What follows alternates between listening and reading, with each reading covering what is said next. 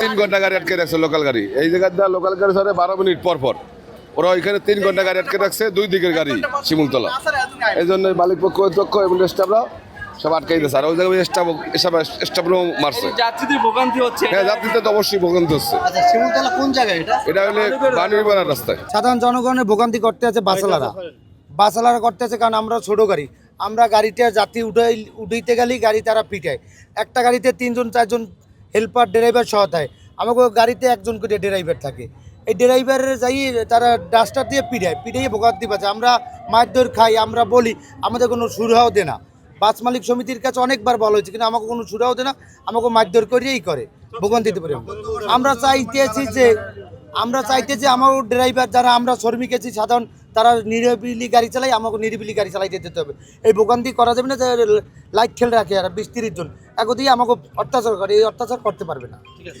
শিমুলতলা আমাগো সমস্ত গাড়ি প্রায় 50 খান গাড়ি শিমুলতলা আলফালার আটকাই রাখছে।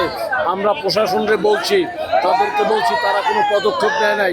বেলা 2টার পর আমাকে আর গাড়ি নেই, আমার গাড়ি বন্ধ করে দিচ্ছে। চলাচলের সময় তারা নিয়ম কানুন মানে না, আমাকে গাড়ির সামনে দিয়ে যাত্রী নেয়, নিষেধ করার জন্য তারা এটা করছে। সুপ্রিম কোর্টের নিয়ম অনুযায়ী মহাসড়কে কোনো 3 হুইলার চলতে পারবে না। হ্যাঁ, কিন্তু পুলিশ ওটা দেখেও দেয় না, না দেখার ভান করে। Breaking news, Angela Cook Circle. তারপরে আমরা এখানে যাতে না ঘটে এই জন্য আমরা এখানে অ্যালার্ট ছিলাম, সতর্ক ছিলাম, আলোচনাও করছি, কিন্তু যে কোনো কারণেই ওখানে সমাধান হয় না বিধায় এখানেও তারা এই শ্রমিক সংগঠন যারা আছে এরা গাড়ি এখানে আটক করে দিচ্ছে।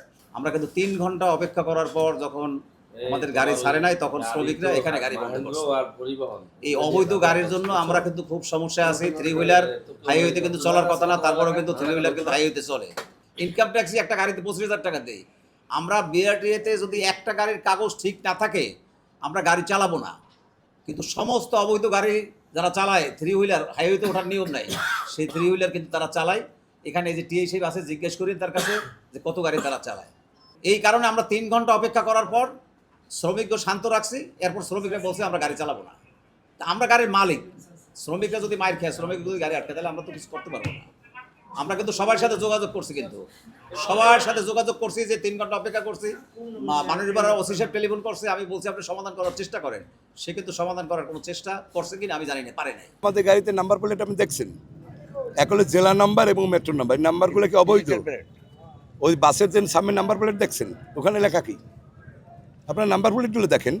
আমাদের নাম্বার প্লেট তো বিএটি ছাড়া দেয় না। বিএটির যে অরিজিনাল ব্লু বুক আছে, নাম্বার প্লেট আছে, এটা তো অবৈধ। সে যদি বলে তা তো কিছু করার নেই। আর আমাদের স্বরাষ্ট্রমন্ত্রী, বর্তমান যে স্বরাষ্ট্রমন্ত্রী, সে বলছে গত পরশুদিন যে আমাদের এই গাড়িগুলা হাই রোডে চলতে পারবে। কীরকমে পারবে? আমাদের ফিটার রোডগুলো আমাকে ঢুকতে হয়, তাই ফিটার রোড ঢুকলেই তো আমাদের হাই রোড ব্যবহার করতেই হবে। তাহলে আমার ফিটার রোড কীভাবে যাবো?